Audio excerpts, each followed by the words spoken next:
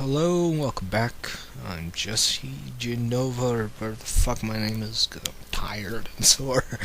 Because I was with my brother out doing some carpentry work, so, may not be the best mood, so I'm a little tender. So, Ring 2. Now, this is a proper sequel to The Ring. It really feels like a true extension and expanding of the mythos and really bringing back familiar faces and places and things. They got all the same actors back, even though their parts are, say, reduced to cameos or flashbacks and stuff of simpler times, happier times, moments of their lives, which it does work. They did do that in Razin, but in here it feels a lot more fluid.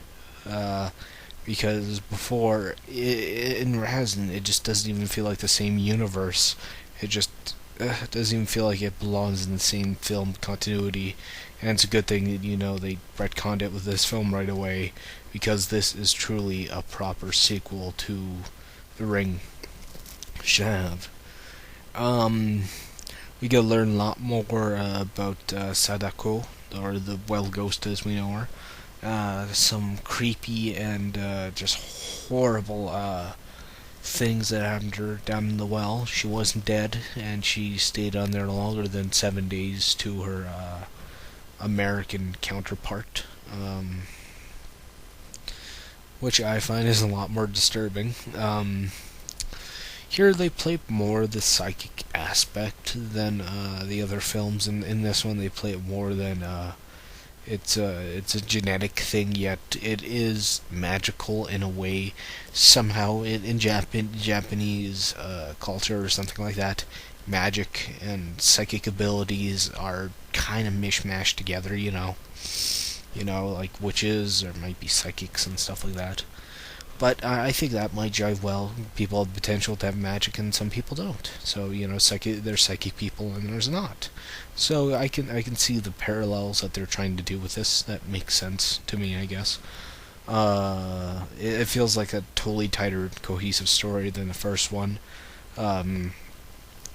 Pretty cool, interesting bits. Just cool callbacks, like characters that were, say, had brief low roles in the beginning of the first film come back to as a major, not major, but as a callback to the film. So it would feel a lot more cohesive to like watch these movies back to back, Ring 1 and Ring 2, and it feels like one ultra long movie because it flows that way.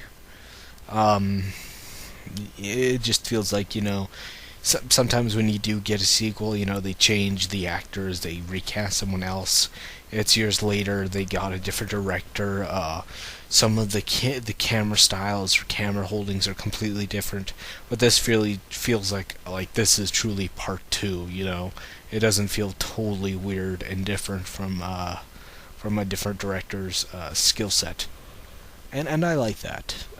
You can watch these movies back to back and just feel like, whoa, is this movie 4 hours long? Any complaints? I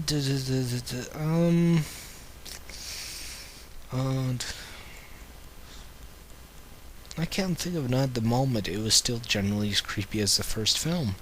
Though they didn't do as much as, say, let's go to the library and thumb through some books and stuff. I like those moments and things when people are thumbing through mythology and shit like that. Stuff like what Morgan Freeman's character did in Seven and stuff like that. That stuff is interesting. I kind of like that research montage thing. They had that in the first movie. They didn't have that here. It just more boom, boom, boom, boom. Let's get the mythology started in the first film, and let's continue it and do some story work with that. And I think they did a pretty good job on this one. So check it out, Ring 2. I say skip Razin unless if you're truly interested.